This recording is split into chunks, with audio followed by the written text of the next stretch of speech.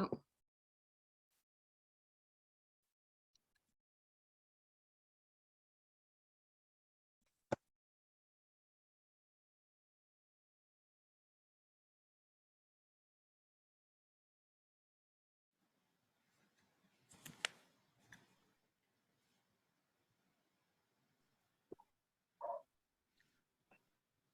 Hola, buenas noches. Buenas noches a todos.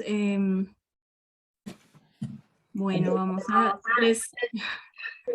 les recomiendo, por favor, poner en silencio sus micrófonos, por favor. Mientras, bueno, voy admitiendo a la gente.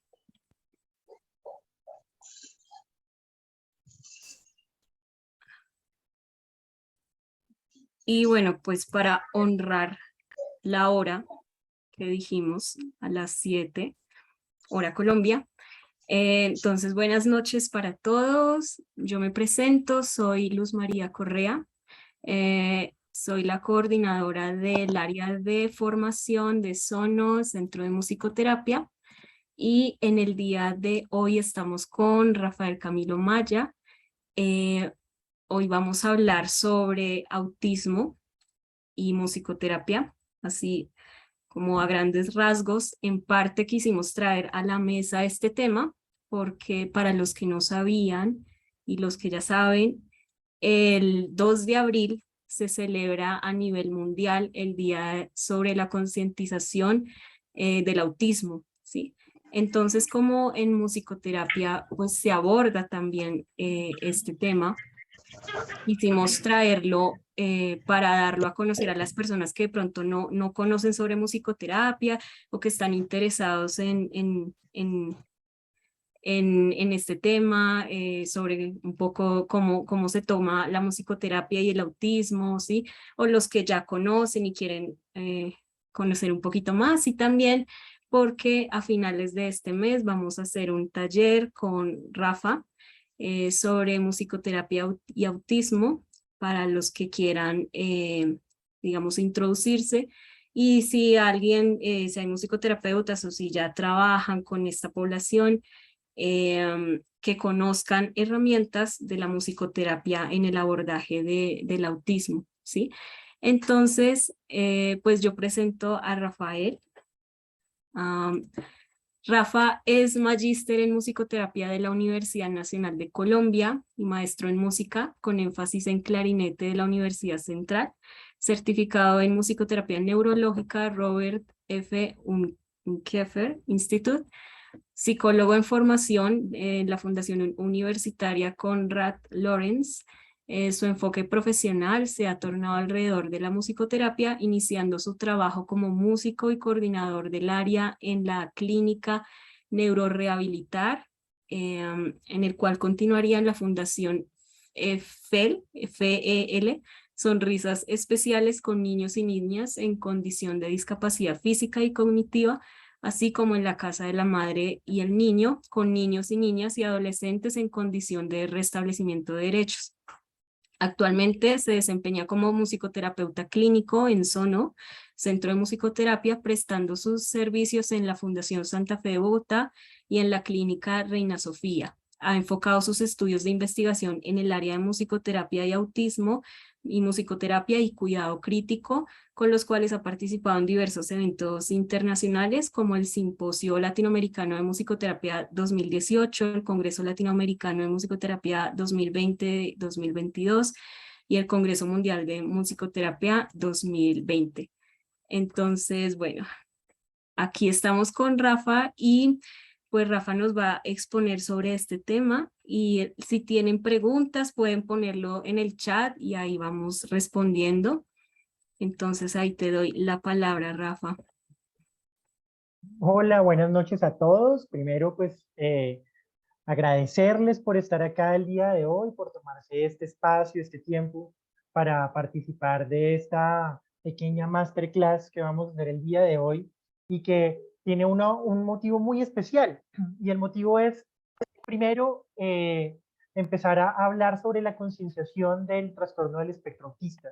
¿Sí? El 2 de abril es el Día Mundial donde Trabajamos sobre la concienciación del trastorno del espectro autista, y nuestra misión como personas involucradas directamente en el manejo, la convivencia con las personas que están dentro del espectro, es esa: dar a conocer que existe el trastorno del espectro autista, que existe esta condición dentro de nuestra sociedad, que también hay muchas formas diversas de abordar la condición, ¿sí? Y de ver la condición, y que esta condición se manifiesta de diversas maneras, ¿sí? Uno de los grandes retos con las personas que están dentro del trastorno del espectro autista es que no es una condición.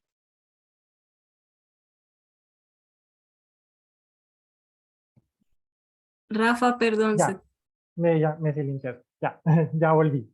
Sí, como les venía diciendo, uno de los grandes retos que hay dentro del manejo del trastorno del espectro autista es que no es una condición que sea fácilmente identificable a nivel físico, ¿sí? Y por esa razón, a veces la comprensión en cuanto a las manifestaciones de la conducta son muy complejas, y el entendimiento de las personas de las personas neurotípicas hacia las personas que se encuentran dentro del espectro a veces resulta muy complejo. Por eso realizar este tipo de jornadas es de gran importancia para toda la comunidad. Reunirnos a hablar sobre autismo, reunirnos a hablar sobre la condición, resulta un elemento crucial, porque vamos a tejiendo puentes, vamos tejiendo ideas, y vamos también dando a conocer y a concientizar sobre la existencia de esta condición. Bueno, por el día de hoy también, como para manera de introducción, y mientras le damos un poco de tiempo a las demás personas para que se vayan conectando, yo hoy no me encuentro en mi ciudad habitual, que es la ciudad de Bogotá, sino estoy en una población muy bonita del oriente antioqueño que se llama Carmen de Iboral, Antioquia, y es una población que ha tornado toda su actividad, ¿sí?, de convivencia alrededor del arte.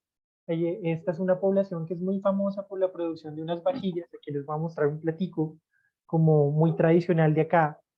Eh, Ellos producen estas vajillas, y estas vajillas son mundialmente famosas y conocidas por grandes personalidades como el Papa Francisco, o ya la difunta Reina Isabel, que cuentan en sus colecciones con vajillas provenientes de este hermoso municipio. Y hablando de arte y de una forma nueva de convivencia, ¿no? También es importante entender que la música nos genera a nosotros una forma nueva de interacción, una forma nueva de socializar, y una forma nueva de ver el trastorno del espectro autista, y también brindar una estrategia diferente, y también diferente, pero basada en la evidencia sobre el manejo de la condición.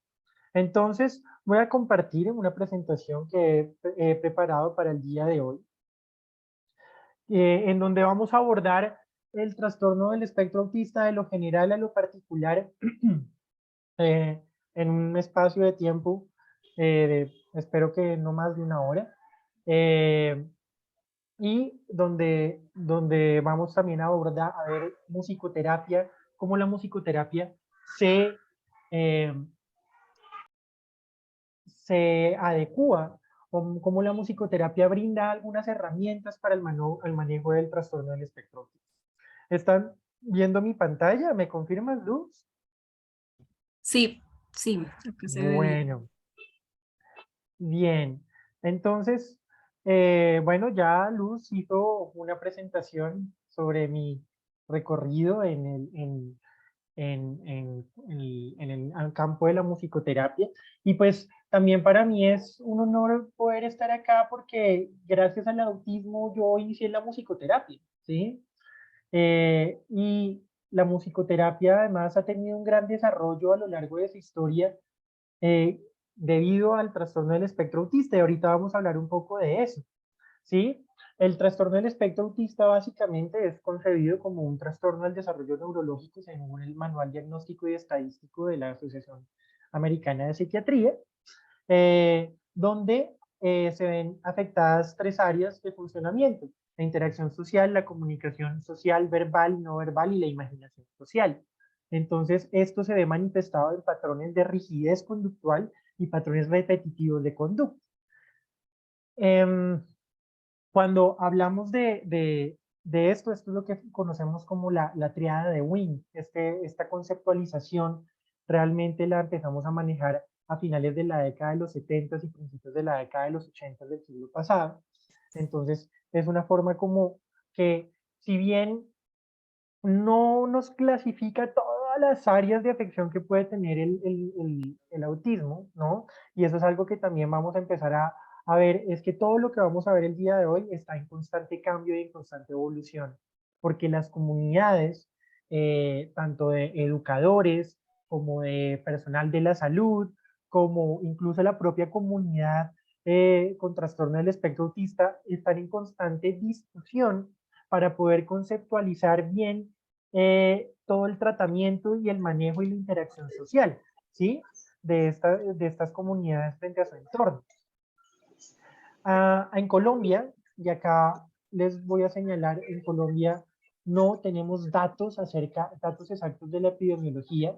Acá estamos viendo un mapa que nos representa el promedio de casos por cada 100.000 habitantes, ¿sí? Y entonces, más o menos, por ejemplo, en Estados Unidos nos hablan de 603 casos por cada 100.000 habitantes, ¿sí? Actualmente, pero en Colombia no tenemos unos datos exactos institucionales sobre esta condición. Según la OMS, ya para el 2023, o sea, son datos de este año, afectaba a uno de cada 100 niños. Eso quiere decir que el autismo está presente en aproximadamente el 1% de la población mundial. ¿Sí? Sabemos que el autismo está más presente en niños que en niñas, ¿sí? Se da un caso en cada 54 niños y un caso en cada 252 niñas. Por eso, ahorita cuando veamos un poco las causas, se van a ver muchos genes que están relacionados con, sobre todo, la producción de testosterona, ¿sí? En Colombia no hay, como les decía, datos exactos, pero se calcula que el 16% de la población menor de 15 años presenta algún trastorno en su desarrollo, ¿sí? No, esos trastornos del desarrollo son muy amplios, ¿sí? Pueden ser síndrome de Down, puede ser parálisis cerebral, puede ser autismo, no está diferenciado por patologías, pero se calcula que aproximadamente el 16% de la población menor de 15 años tiene un trastorno en el neurodesarrollo. En este estudio, que es un estudio súper bonito epidemiológico, realizado por un doctor en psicología que reside en los Estados Unidos y que se comenzó a preguntarse sobre la epidemiología del autismo, tomando bases de datos estatales, llegó a la conclusión que 18.7 de cada 10.000 niños en Colombia padecen la condición pues, están en condición de trastorno del espectro autista. Eh, Esto es un dato que es coherente con los países en vía de desarrollo como en Sudamérica, de Latinoamérica o incluso de África, pero es un caso un poco, es una cifra muy inferior con respecto a países desarrollados, ¿sí? Como Estados Unidos, como países europeos o como países orientales. Y esto se debe a la diversidad de nuestras poblaciones y a la diversidad en el diagnóstico y en el acceso al sistema de salud que hay en las distintas poblaciones. Yo siempre pongo el ejemplo que no es lo mismo una persona no, no recibe el mismo tratamiento una persona que tiene trastorno del espectro autista que está en la ciudad de Bogotá a una persona que está en una población como el Carmen de Ural, donde me encuentro el día de hoy, o tal vez una persona que está en el Amazonas o en el Chocó, ¿sí? Las diferentes opciones de acceso al sistema de salud cambian según las regiones y el nivel de diagnóstico también cambia, ¿sí? Entonces, pero estos son los datos aproximados que hay según los sistemas de registro del Ministerio de Salud y que esta persona empezaba a tomar y a dirigir este estudio. Nosotros en Colombia contamos con el protocolo clínico para el tratamiento y ruta de atención integral de niños y niñas con trastorno del espectro autista. Esto con el fin de regular y con el fin de dirigir todas las estrategias de intervención y guiar a las personas que en su familia cuentan con una persona con trastorno del espectro autista para recibir los servicios de salud. El problema es que al no contar con datos exactos sobre la prevalencia de la condición dentro del país, no sabemos exactamente eh, qué servicios ofrecerle a toda la población, por un lado, y segundo, los costos de los servicios y las opciones de vida que se le pueden dar a las personas con trastorno del espectro autista, ya que los datos son aproximados y no nos ayudan a esclarecer la realidad de la condición dentro del país. ¿Sí? Se me olvidaba decirles que si tienen alguna pregunta, algún comentario, lo pueden dejar en el chat y al final de la charla vamos a abrir como un espacio para resolver esas inquietudes.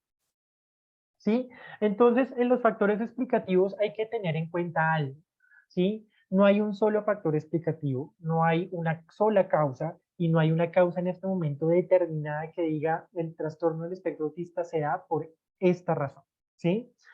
Se habla de un espectro porque hay un espectro de manifestaciones y así como hay un espectro de manifestaciones dentro del trastorno del espectro autista, hay un espectro de causas. ¿Sí? Y entonces, en esas causas, hablamos que hay una vulnerabilidad genética que es heredada de los padres, ¿sí?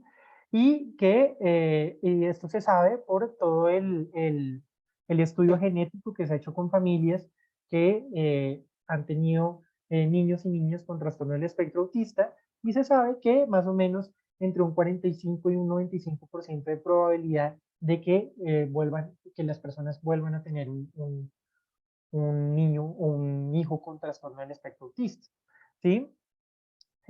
Hay muchos genes en estudio para que se sabe que puede que tengan una correlación con esa vulnerabilidad genética, pero esa vulnerabilidad genética también puede ser disparada por factores epigenéticos. Los factores epigenéticos son aquellos factores ambientales que modifican los genes, ¿sí? Y esos factores ambientales, y hay una discusión muy grande en todo esto, que pueden ser aquellos elementos teratógenos, y a eso hablamos como las vacunas, como la comida transgénica, como tecnologías celulares, como antibióticos, incluso como partos por cesárea. No estoy diciendo que, y eso quiero aclararlo, que estas sean las causas y que por esta razón las personas, los niños desarrollen trastorno del espectro autista, sino que son causas que se están estudiando y que posiblemente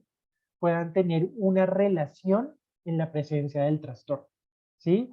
Esto es muy importante también decirlo porque hay discusiones políticas a nivel social y dentro de la comunidad sobre todo este tipo de cosas, pero pues es como el panorama general de lo que, de los factores explicativos del trastorno del espectro autista. ¿Sí? Cuando hablamos de un trastorno del espectro, cuando hablamos del espectro, también el Manual Diagnóstico y Estadístico de Trastornos Mentales nos genera una guía para poder entender que hay una diversas manifestaciones, ¿sí? Entonces, hablamos de 3 niveles, ¿sí? Esto, como les decía inicialmente, esto sigue en discusión. Esto es algo que todos los días se está discutiendo dentro de las comunidades y dentro de los equipos científicos. Y es que, por ejemplo, antes existía el síndrome de Asperger como una patología asociada, ¿sí? Al trastorno del espectro autista. En esta versión, que es la versión número 5 de este manual diagnóstico y estadístico, el síndrome de Asperger desaparece y simplemente se clasifica dentro de los el nivel 1, perdón, dentro del nivel 1 del espectro, ¿sí? Entonces, en ese nivel 1 se habla que las personas que están diagnosticadas o que se encuentran dentro de ese nivel del espectro necesitan un apoyo sustancial, como un apoyo, por ejemplo, a nivel educativo o a nivel terapéutico, para poder iniciar interacciones sociales, ya que estas personas presentan alguna serie de respuestas atípicas o insatisfactorias frente a los contextos sociales. Son chicos y chicas que hablan perfectamente, que interactúan, pues tienen todas sus capacidades de interacción, pero su interacción es un poco extraña para los estándares sociales, ¿sí? Entonces, y a veces hay una dificultad en la comprensión de normas sociales que hace que este tipo de interacciones se dificulten. Por eso, la asistencia terapéutica y la asistencia a nivel escolar es importante, pero ellos pueden tener un desarrollo normal de su vida, entendiendo cierto tipo de situaciones, entendiendo cierto tipo de reglas sociales que se mueven en el entorno, ¿sí? En el nivel 2 ya estas personas necesitan un apoyo sustancial y este apoyo sustancial es un apoyo que no solamente va ligado a toda la parte del entendimiento de interacciones sociales, sino que son personas que necesitan un apoyo también para todo lo que es el desarrollo de las habilidades del habla y el lenguaje. Las pueden desarrollar claramente, pero necesitan un nivel de apoyo terapéutico eh, y también en el desenvolvimiento. Entonces también puede que tengan apoyo por ejemplo, de terapeutas sombras o terapeutas acompañantes que los acompañen en contextos escolares o en contextos sociales y les ayuden a entender todas estas interacciones. Esto no es un apoyo permanente, ¿sí? Esto es un apoyo que puede durar un tiempo y cuando la persona ya empieza a desarrollar ciertas capacidades, ese apoyo se va a ir retirando o disminuyendo en su intensidad. Y hay un nivel 3 que ya es un nivel donde se requiere un nivel de apoyo permanente, y ese nivel de apoyo permanente es porque ya el desarrollo de las habilidades de comunicación está seriamente afectado, ¿sí? Y ese nivel de desarrollo de habilidades de comunicación seriamente afectado también presenta una seria afección en todas las habilidades de independencia de las personas. Entonces son personas que requieren apoyo constante de terapeutas acompañantes, a veces también se puede requerir apoyo de servicios de enfermería o apoyo constante de padres de familia o de las personas, ¿sí? Actualmente se ofrecen una serie de tratamientos de diversa índole, ¿sí? Algunos cuentan con más evidencia que otros, y estos serie de tratamientos, pues inicialmente son biológicos, como por ejemplo las dietas, los tratamientos de nutrición, por ejemplo las dietas libres de gluten, libres de azúcares, de lactosa también, y son una serie de dietas que permiten un nivel de funcionamiento a nivel fisiológico más adecuado y que permite también controlar ciertos niveles de energía en los chicos con trastorno del espectro autista, ¿sí? Hay la terapia física, a veces es importante, sobre todo porque en algunos casos toda la parte motriz se ve afectada, la terapia ocupacional para el desarrollo de soluciones, de problemas, toda la parte motricina, la terapia de fonoaudiología para el desarrollo de habilidades de habla y lenguaje, y la medicación.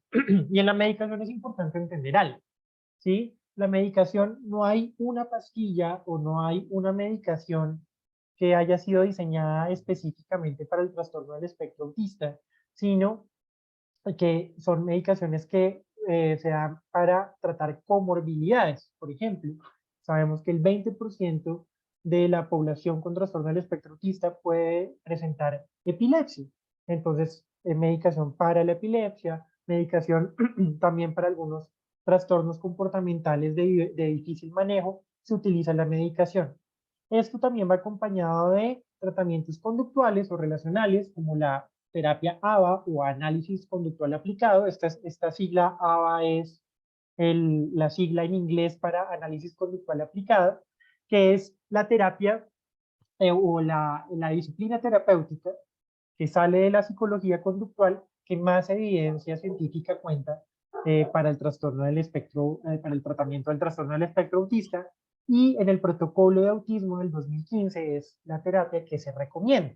Eh, Hay terapia de tipo cognitiva también y se trabaja mucho con chicos con nivel 1 o síndrome de Asperger.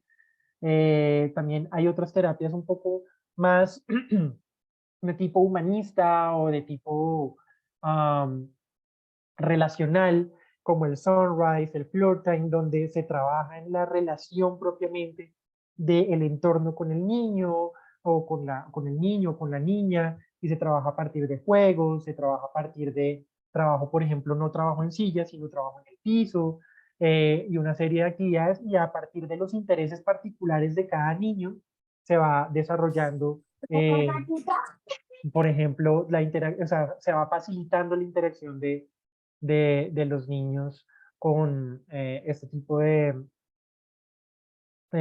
intereses particulares con su entorno.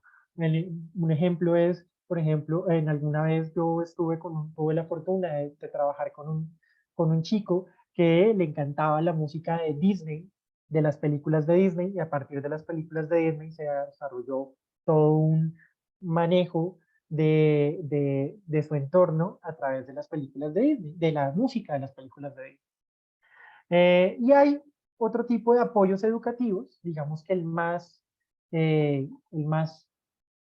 común o el más tradicional es el TEACH, ¿no? Que es el tratamiento de educación de niños con autismo y problemas de comunicación asociados, donde por medio de fichas de intercambio, de agendas visuales, se le da un contexto, una estructura que el niño puede entender y que puede predecir además para poder desenvolverse adecuadamente con su entorno. ¿Sí? La musicoterapia tiene una relación transversal en todos estos tratamientos, ¿sí? Y ahorita vamos a ver por qué. Y es que cuando hablamos de salud, nosotros no solamente hablamos de la ausencia de la enfermedad, sino hablamos de un equilibrio en diversas dimensiones del ser humano, como la parte fisiológica, la parte emocional, en la parte energética, la parte mental, espiritual, trascendental y otras áreas de desarrollo que pueden ser individuales para cada persona, ¿sí? Resulta que la música, hablamos también que tiene una relación directa con cada una de estas áreas. Por ejemplo, sabemos que a nivel fisiológico, la música puede ayudarnos a cambiar las respuestas del ritmo cardíaco, o puede ayudarnos a cambiar nuestro ritmo de respiración o el ritmo de nuestra marcha o nuestros pasos al caminar.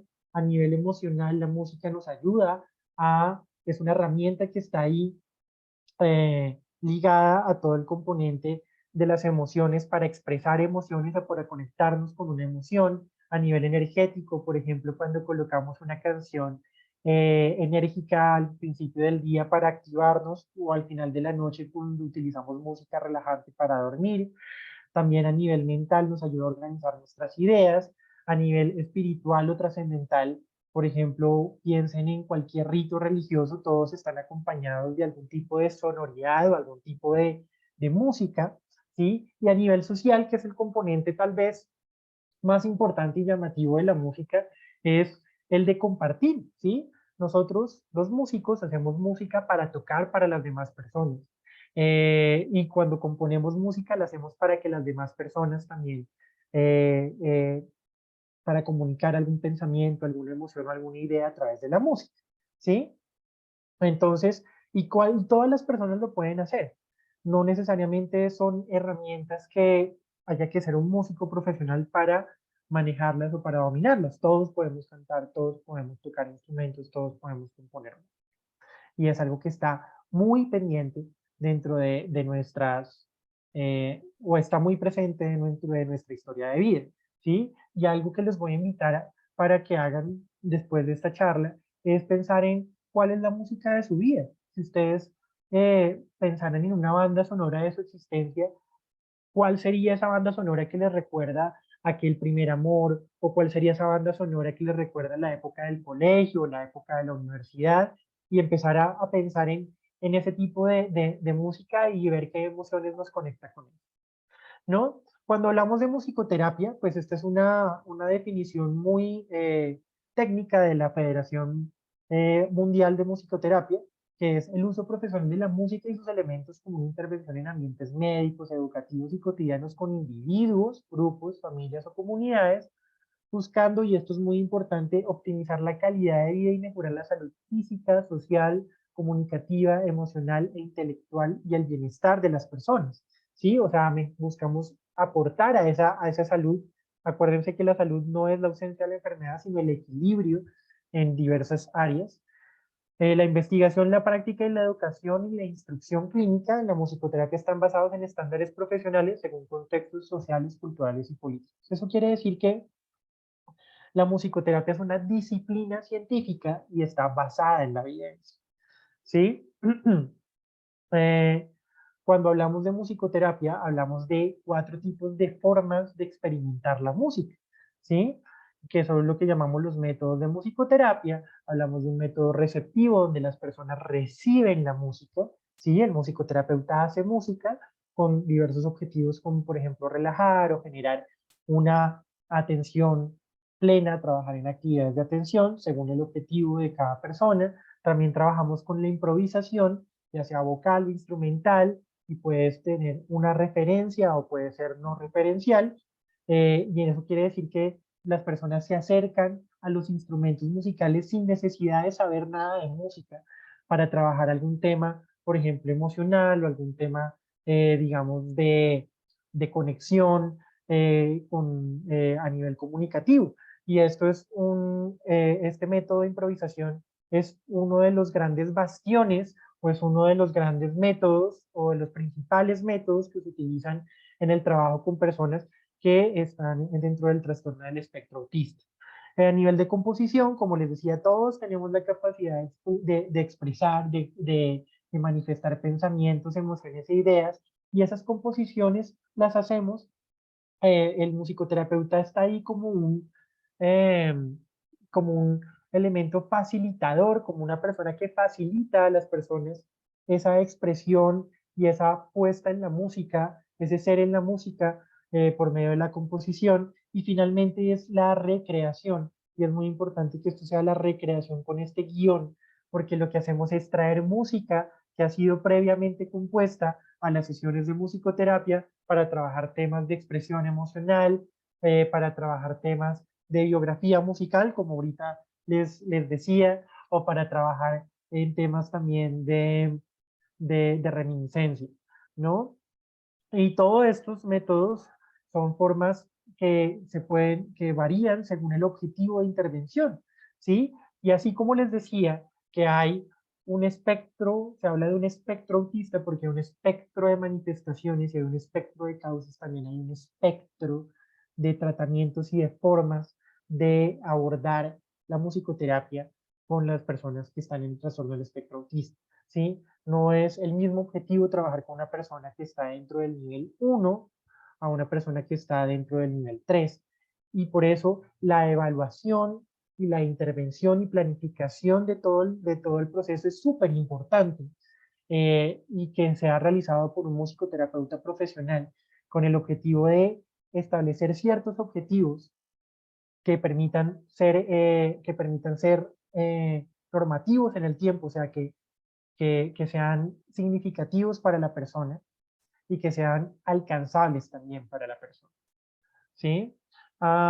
Como les decía, a nivel de la musicoterapia es una disciplina científica y está basada en la evidencia. Esta es la base de datos del Centro Nacional de Biotecnología en Estados Unidos, ¿sí? Donde básicamente se registra toda la evidencia de todas las disciplinas científicas, de la medicina, la psicología, la, todas las disciplinas científicas relacionadas a la salud y también la musicoterapia se registran todos los estudios clínicos en esta base de datos, ¿sí? Aquí encontramos estudios registrados desde 1964 hasta el 2003, ¿sí? Encontramos aproximadamente 231 resultados, ¿sí? Y es un número significativo de evidencia, aunque pues puede ser más significativo. Y por eso vamos a ver hoy día de hoy un metaanálisis que tal vez es la forma más fehaciente de concluir la efectividad de nuestra profesión, ¿sí? ¿Por qué? Porque los metaanálisis lo que hacen es que cogen varios estudios, cogen varios estudios y empiezan a estudiar cómo fueron construidos esos estudios y al final terminan cogiendo los estudios que mejor han sido construidos para poder determinar si, según los resultados de esos estudios que están bien construidos, eh, hay o no hay efecto de una condición de salud, perdón, de una intervención sobre una condición de salud. En este caso, que es la musicoterapia, sobre el tratamiento del trastorno del espectro autista.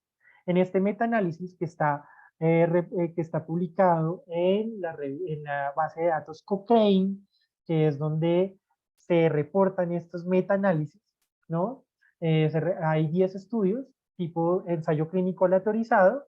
En total, esos 10 estudios recogen 165 pacientes y se reportan que hay en la musicoterapia, en el trastorno del espectro autista, presenta mejoras en la interacción social verbal y no verbal, mejoras en la conducta de iniciación, en la mejora de habilidades comunicativas y en el aumento de la reciprocidad emocional y social. Este es un metaanálisis que es del 2014. Estos metaanálisis, la última update o actualización que tuvo este metaanálisis fue en el año pasado, en el 2022, y pues siguen presentando estos resultados. ¿Cuáles son las limitaciones en la investigación? Y eso hay que decirlo. O sea, la limitación en la que tiene la musicoterapia en cuanto a la investigación es que generalmente se cogen muestras pequeñas de pacientes, ¿sí? 165 pacientes es una muestra pequeña comparado a otros ensayos clínicos aleatorizados donde hay muestras de más de 10.000 personas, ¿sí? Pero pues la limitación es que, como les decía, así como hay un espectro de posibilidades de presentaciones y hay un espectro de tratamientos, pues también hacer estudios con poblaciones grandes dentro de musicoterapia y con intervenciones estandarizadas a veces resulta ser muy complicado. Y por eso la mayoría de estudios terminan siendo estudios de caso, ¿sí? Donde se coge un caso y es el caso que se reporta. Pero pues también esos estudios de caso van generando eh, peso dentro de toda la evidencia, ¿sí? También los investigadores de este metaanálisis pues encuentran que no siempre hay diseños adecuados de investigación y por eso no se pueden, hay estudios muy chéveres con poblaciones más grandes, pero el diseño del estudio a veces no da para ser incluido dentro de estos metaanálisis y por eso se genera la limitación. Y también hay dentro de la evidencia, hay muchos estudios que no son aplicados propiamente por musicoterapeutas profesionales certificados, sino que a veces hay muchos estudios que dicen musicoterapia sobre esto.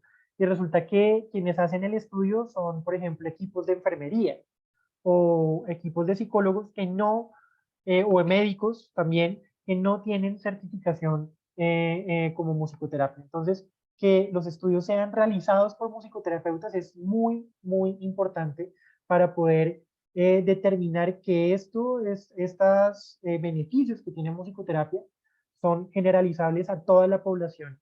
Y entre tengamos estudios con muestras más grandes, pues más peso va a tener la evidencia. Entonces, sabiendo esto, sabemos que la música nos puede servir para apoyar actividades de movimiento, nos puede ayudar también en toda la parte del desarrollo del habla y el lenguaje. Incluso sabemos que la musicoterapia nos puede ayudar en todas las estrategias que a veces en el trastorno del espectro autista son tan difíciles de lograr, que son las estrategias de las rutinas de las rutinas de baño, ¿no? Eh, o también nos puede funcionar como una estrategia de apoyo a todo el desarrollo de las habilidades de lectoescritura.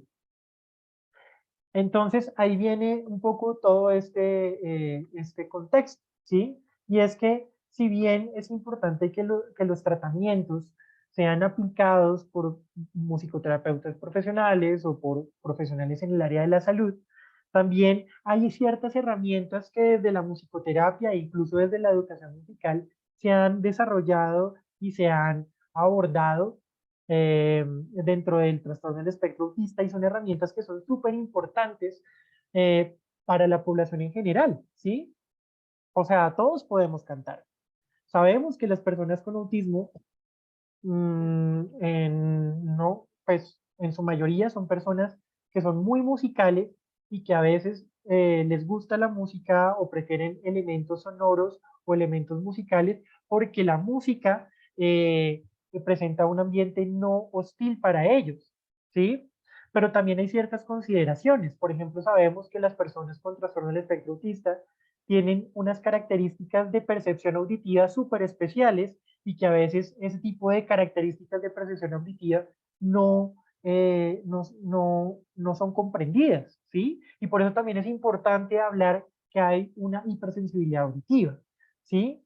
Entonces, en el taller que Luz María les decía al principio, que vamos a hacer en el domingo 23 y 30 de abril, vamos a hacer como vamos a realizar un acercamiento al neurodesarrollo y la relación con la música, porque vamos a empezar a ver que la música es un elemento que se va organizando a medida que nosotros vamos desarrollándonos como persona y a medida que el sistema nervioso central se va desarrollando, ¿sí?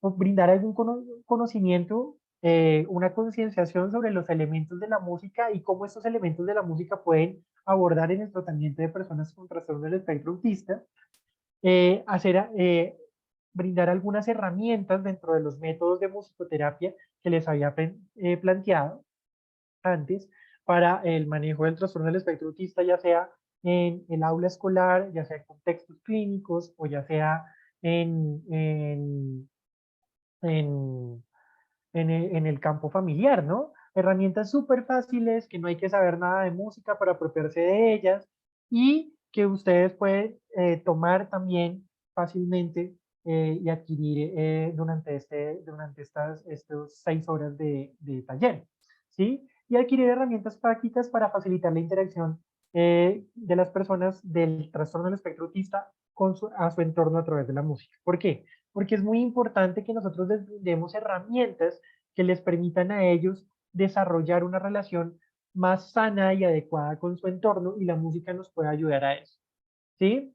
¿Qué vamos a ver? Vamos a ver elementos de la música, el cerebro del procesamiento musical, el procesamiento auditivo en el trastorno del trastorno del espectro autista, el neurodesarrollo y la música. Vamos a ver autismo, algunos conceptos generales dentro del trastorno del espectro autista, cómo esto también se ha venido desarrollando con la musicoterapia e históricamente cómo la musicoterapia ha venido abordando las necesidades y algunas herramientas, ¿no?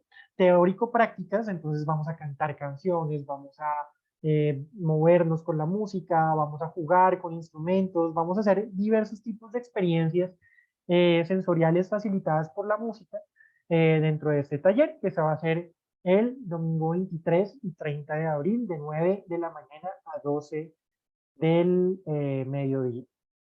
Eh, pues esta fotografía al final es una reflexión de el programa Sunrise en Estados Unidos, que me parece una estrategia maravillosa, y dice que todo se trata de la conexión, ¿sí? Son estrategias que nos permiten ayudarnos a conectar, y cuando conectamos podemos facilitar la interacción con el mundo. Y esta reflexión del famoso autor de cuentos danés Hans Christian Andersen, que dice: donde las palabras fallan, la música habla. Vamos a abrir el espacio para las, para las preguntas que han dejado ustedes en el chat. Y bueno, también de pronto, si quisieran compartir algo. Entonces, Denis Pacheco nos saluda, dice, nos saluda a todos, Denis. Eh, Carlos Alberto pregunta que si un parto por cesárea puede ser una posible causa.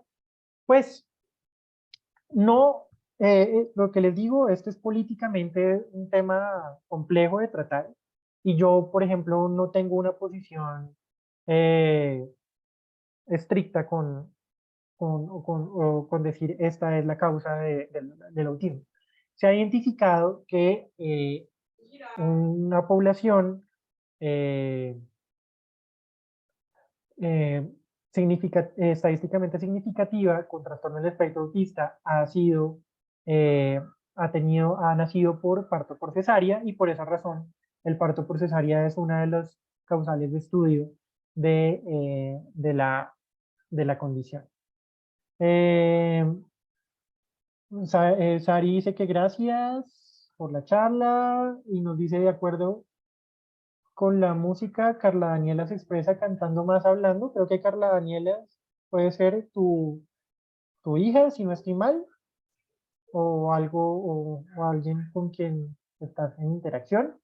Pero sí, los chicos con trastorno del espectro autista cantan mucho y por eso el canto nos ayuda a facilitar patrones de comunicación. Angélica nos dice, es por esa percepción auditiva especial que a veces hay chicos con autismo que a veces hay sonoridades, instrumentos o canciones les molestan. Sí, efectivamente. Sí, hay una hipersensibilidad. No en todos los chicos es igual, no en todos los chicos funciona de la misma manera, por eso la evaluación individualizada es súper importante. Pero sí, es verdad y por eso a veces vemos que los chicos se tapan mucho los oídos y hacen alguna serie de movimientos que generan un nivel de aislamiento en el entorno también, que les ayuda a autorregularse, sobre todo cuando encuentran estímulos que no les... eh, que no son agradables para ellos. Por eso nuestra función dentro del proceso de intervención es ayudarles a desarrollar estrategias que les permitan ir desensibilizando un poco esto y también ayudar a manejar esos niveles de afección. Ya te doy la palabra, Jess. La hipersensibilidad sonora y auditiva es muy notoria en los participantes de un grupo. Eh, A veces puede pasar, hay veces que se presenta, pero sí, es una de las características, digamos, incluso de las características diagnósticas, es que el chico se tape mucho las orejas frente a los oídos. Para el diplomado, ¿qué conocimientos, preparación uno debe tener? Ninguno. Debes tener, Enrique nos pregunta, no tienes que tener ningún conocimiento previo ni preparación. La idea es que son herramientas de fácil adquisición para toda la población, para todas las personas. Saraí nos dice que sí, que Carla Daniela es su hija y tiene autismo atípico. Nicole dice, muchas gracias, mi hijo tiene síndrome de Down, pero pienso que la música es universal y le gusta. Sí, efectivamente los chicos con síndrome de Down son personas súper musicales y la música les ayuda a facilitar su interacción con el entorno. También aplican estas estrategias para trastornos del aprendizaje, TDAH, dislexia, disgrafía, nos pregunta Alejandra. En algunos casos sí, en algunos casos hay estrategias que son diseñadas para algunos trastornos de aprendizaje y sobre todo en el TDAH, por ejemplo, estrategias de tipo atencional que trabajamos mucho también dentro del trastorno del espectro autista nos pueden ayudar. Un oído absoluto, Cristian Quintana nos pregunta, ¿un oído absoluto también podría ser una señal de autismo? No necesariamente, no necesariamente es una señal de autismo, pero sí el oído absoluto es una de las características o una gran parte de la población con trastorno del espectro autista presenta, eh, presenta la condición del oído absoluto. Para quienes no sepan, el oído absoluto es esa capacidad que tienen las personas de identificar y nominar un sonido sin información previa, ¿no? Entonces, es a veces común que uno va por la calle y y escucha el pito de un carro y el niño le dice, eso es un si bemol. Entonces, eso es el oído absoluto. Se presenta dentro de la población, pero no es una de las, eh, no es una señal de autismo. Yuri nos pregunta, hola Yuri, buenas noches Rafa, mi sobrino tiene esta condición, ha estado con profesores de música y es activo en sus clases, pero de un tiempo para acá he notado que manifiesta unos tics girando en la cabeza de lado a lado. No tenemos experiencia y no sabemos si es como un tic o es una manía que está tomando. Bueno, esto es una característica que es típica dentro del trastorno que se llaman las estereotipias motrices, ¿sí? Las estereotipias pues se pueden dar en las manos, a veces se dan en la cabeza, a veces se dan girando. No hay una estereotipia como tal generalizada y por eso también la evaluación es súper importante para también entender por qué se dan las estereotipias. Hay veces que las estereotipias se pueden dar como estrategias de autorregulación sensorial, hay veces que se dan como estrategias de aislamiento al entorno, al entorno sonoro o al entorno del ambiente. Entonces, eso ya pues parte de la evaluación individualizada y también hay que entender un poco el contexto previo de tu sobrino para poder entender por qué se está dando la condición en este momento. Marilyn Godoy pregunta cuánto cuesta el curso. Luz María va a ser la encargada de enviar la información completa a cada uno de ustedes con los costos, la duración y demás. William Morales, gracias por la amable invitación, Rafael, del grupo de Sono. Muchas gracias a ti por tu retroalimentación, William. Luisa Fernanda, ¿qué cuesta el taller? Luz María se pondrá en contacto con ustedes. Y si estoy en Colombia, ¿cómo se hace el pago? Luz María es la encargada de eso. Angélica Gama, dependiendo del nivel de autismo es posible que lleguen a ser funcionales al crecer. Pido perdón si al uso de la palabra incorrecta, es solo si desconozco mucho, pero tuve alguna vez un grupo de clases de música, un niño que tenía asistente sombra, pero la mayor parte del tiempo gritaba y lloraba y no lograba conectar con casi ninguna actividad. ¿Depende de eso el nivel de autismo o en todos los casos se puede llegar a funcionar, a la funcionalidad? Pues ese es el gran, esa es el gran dilema dentro del trastorno del espectro autista y depende de muchos factores, ¿sí? Eh, Siempre que estamos empecemos por algo clave y que olvidé decir al principio y es que estamos hablando de una condición y esta es una condición que cuando hablamos de una condición no estamos hablando de algo curable, ¿sí? O de algo, porque no estamos hablando de una enfermedad, sino de una condición. Entonces, dentro de esta condición, eh, lo que buscamos siempre en todos los procesos, ya sea terapéuticos o de salud o educativos, es que la persona tenga el mayor nivel de independencia dentro de todos los contextos, eh, dentro de todas las áreas de funcionalidad. ¿Se acuerdan de esas diapositivas que mostrábamos que había un equilibrio en un área fisiológica, en un área social, en un área espiritual, en un área energética, en un área emocional? Que la persona tenga todo el mayor nivel de funcionalidad o de independencia dentro de estas áreas de funcionamiento y de desarrollo, ¿sí? Es del objetivo principal. Hay un periodo que son ventanas críticas del desarrollo, ¿no? Que eso también lo abordaremos un poco más en el curso, donde en esas ventanas críticas del desarrollo vamos a apuntarle toda nuestra energía a el desarrollo máximo de capacidades de habla, de lenguaje y de aprendizaje, de interacción independiente con el entorno. ¿Se puede lograr? Sí, no se logra en todos los casos, desafortunadamente, y eso también depende mucho de la constitución del sistema nervioso central. Mm, pero siempre le vamos a apuntar a eso, ¿sí? Y ese tipo de conductas disruptivas, de llantos, gritos y ese tipo de cosas a veces son parte del proceso de sensibilización del niño hacia su entorno. Para las personas que están fuera del contexto, a veces es muy difícil entender y comprender eso. Por eso hacer este tipo de actividades, este tipo de charlas es súper importante para abordar para concientizar también sobre el manejo de la condición y sobre la presencia de la condición y sobre cómo los podemos ayudar, ¿sí? Y cómo nosotros simplemente con ciertas actitudes podemos también empezar a facilitar la interacción con el entorno de estas personas, ¿sí? Eso también pues depende mucho del proceso de intervención.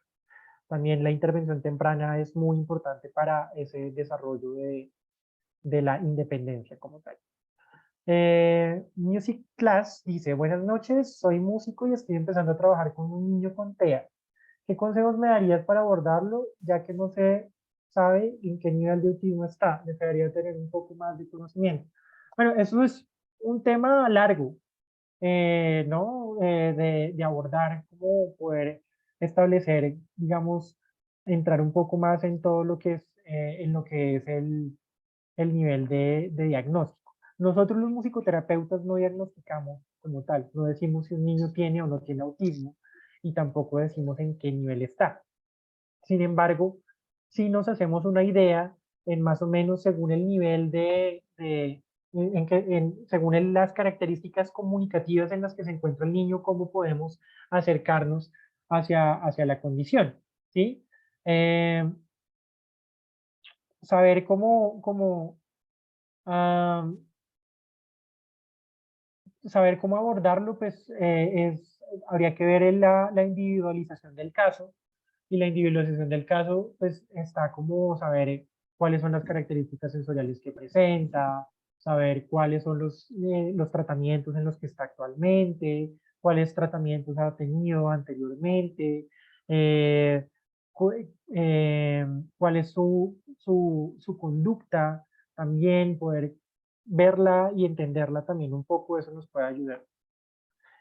Carlos Alberto nos dice, gracias, excelente charla. Gracias, Carlos Alberto, por tu retroalimentación. Laura nos dice, Laura Bejarano, buenas noches, mi hijo tiene 8 años, es autista y doy fe del impacto positivo de la musicoterapia en él. Pero además de la interacción con los sonidos, tiene una hipersensibilidad interesante y hay algunos sonidos o timbres en particular cotidianos para nosotros que a él le generan disturbio y no los tolera. Sí, efectivamente, eso hay que ver, por ejemplo, hay sonidos que con timbres muy agudos, generalmente son timbres muy agudos que generan cierto tipo de incomodidad, porque en algún caso alguien decía, una persona con autismo decía que tener autismo es como tener 10 radios prendidos al mismo tiempo y a todo volumen, ¿sí?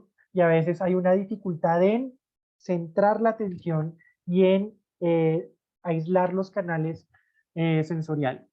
Entonces, nuestra estrategia finalmente terapéutica es dar estrategias de sensibilización frente a los sonidos e ir desensibilizando sistemáticamente esa respuesta.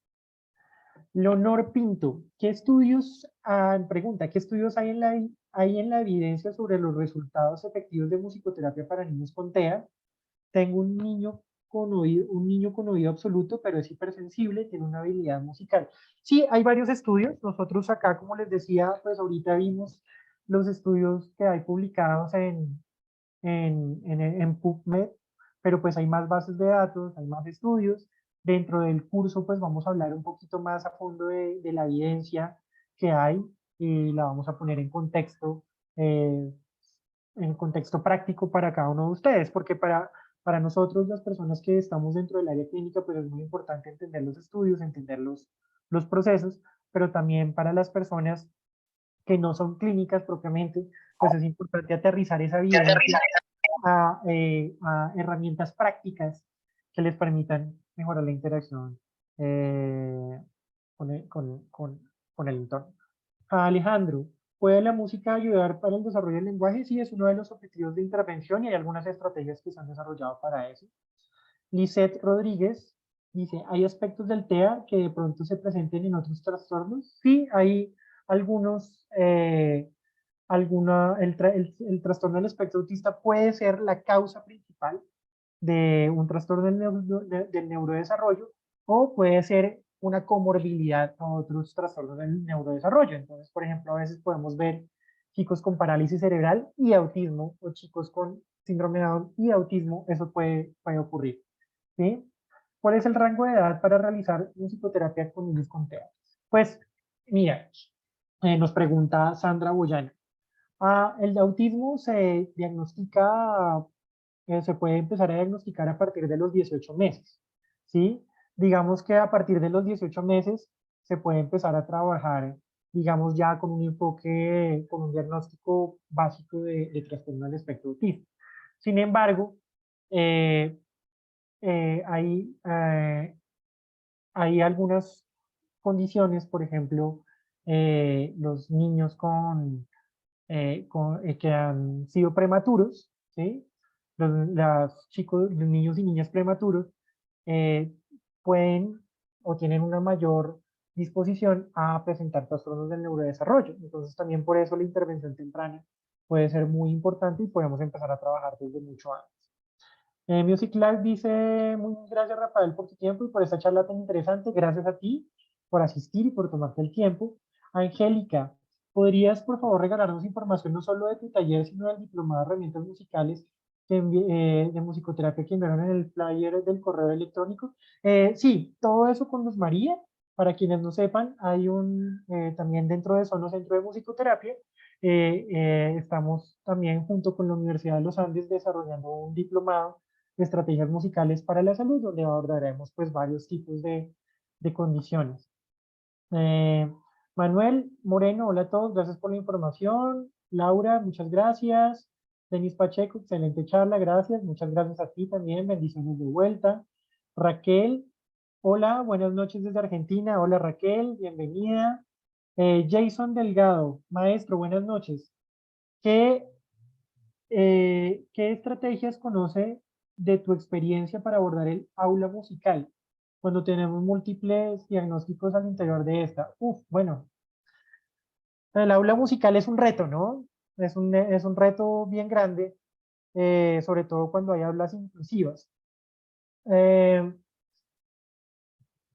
y en la aula inclusiva, pues, generalmente hay chicos con síndrome de Down, con síndrome de Asperger, con autismo, con parálisis cerebral, y a veces el reto es que a veces no son dos o tres, sino son 10, 15, 20, y a veces es un contexto bien, eh, ab- la palabra sería como abrumador o abrumante, no estoy seguro cuál sería el, la, el, sí, el uso Pues correcto de esa sí. palabra. Pero puede ser, el docente se puede sentir abrumado por esa condición. Generalmente en el aula el ritmo nos va a ayudar muchísimo. Y hay algunas estrategias desde la pedagogía musical que se abordan en musicoterapia que nos ayudan también a abordar este tipo de condiciones. ¿Sí? Entonces, pues, ahí sí, por eso el taller está dirigido sobre todo también a docentes que se encuentran en estas condiciones. Yo también lo fui hace unos años, eh, y también hace unos 10 11 años hubiera dado mucho por haber asistido a un taller de este tipo y por eso desarrollo este tipo de estrategias junto con Sono, porque sé que así como yo hace 10 11 años necesitaba muchas herramientas y no las tenía y las fui aprendiendo en el camino y las he ido desarrollando con la experiencia del paso de los años, hoy en día hay muchas personas que también las pueden estar necesitando y para mí siempre es un placer y es un honor poder desarrollarlas, poder trabajarlas, poder compartir con ustedes y poder reunirme con ustedes, porque sé que además al desarrollarlas, al ponerlas al alcance de todos, sé que estoy impactando la vida indirectamente de muchas más personas de las que pudiera impactar yo a nivel cara a cara. Entonces, para mí es como em, es también una motivación personal y espiritual poder hacer este tipo de estrategia. Bueno, para mí, pues, no solo volverles a decir, es todo un honor, un placer estar acá con ustedes el día de hoy. Agradecerles por haberse tomado este espacio maravilloso. Bueno, hay una pregunta, una última pregunta. Ya me Mm. estaba despidiendo, pero la voy a responder. Quizás esta pregunta te suene raro, pero en México es difícil que entiendan que la musicoterapia es más allá de una terapia alternativa. ¿Cómo es tu percepción y qué has hecho para poder profesionalizarlo? Eh, Más allá que una terapia alternativa, es una terapia complementaria, musicoterapia, porque complementa los desarrollos que se hacen en otras áreas terapéuticas y de salud. ¿Sí? Eso es lo primero que hay que entender y que hay que hacerle entender a los demás profesionales de la salud, que nosotros no estamos reemplazándolos, sino que estamos complementando sus alcances. Y lo segundo, para poder profesionalizarlo, pues hay que trabajar en diversos contextos día a día, hacer estudios, hacer investigación. Nosotros en la página de Sono, sono.la, que los invito a que la consulten, hay una página que dice, hay un apartado que dice investigación, ahí están todas las publicaciones que hemos realizado en revistas indexadas, en capítulos de libros y en medios de comunicación. Y eso es como la clave, y comunicar, o sea, encontrarnos, comunicar, hacer lo que estamos haciendo, es la clave para profesionalizar. Entonces, ahora sí, pues me despido, muchísimas gracias, de verdad, nuevamente les agradezco en el corazón por haberme acompañado el día de hoy, por haberse tomado este espacio de tiempo, por habernos reunido en torno a el trastorno del espectro autista, hablar de musicoterapia, estas son las cosas que me encanta hacer en la vida y les agradezco muchísimo por haberse tomado este espacio de corazón a cada uno de ustedes. Muchas gracias, Yuri, un gusto también que hayas estado acá el día de hoy. Muchas gracias, Bueno, Angélica, sí. gracias a Andrea también, que Andrea ha sido una de las estudiantes de Sono también. Entonces, Gracias, un Rafa, placer. a ti y a todos por haber estado acá. Entonces, pues esta charla va a quedar grabada y la vamos a enviar en esta semana para los que no pudieron estar. Y bueno, yo siempre estoy informando sobre las actividades de Sono, de tanto este taller como del diplomado que se va a hacer.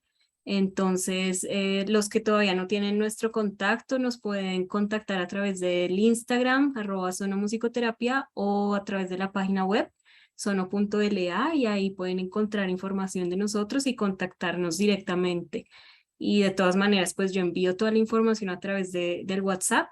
Entonces, pues ahí estamos en contacto y estaría enviando tanto esta grabación como la información del taller para los que están interesados. Bueno, entonces muchas gracias a ti, Rafa, y a todos. Y entonces nos estaremos otra vez encontrando con otras charlas de musicoterapia en otros contextos para que sigamos aprendiendo y difundiendo pues esta disciplina tan bonita de la musicoterapia. Muchas gracias a todos. Chao. Adiós, que estén bien. Muchas gracias. Muchas Felicitaciones. gracias. Muchas Gracias. gracias, muy chévere. Bueno, que estén Muy bien. amables, mil gracias. Bueno, Muchas bueno. gracias.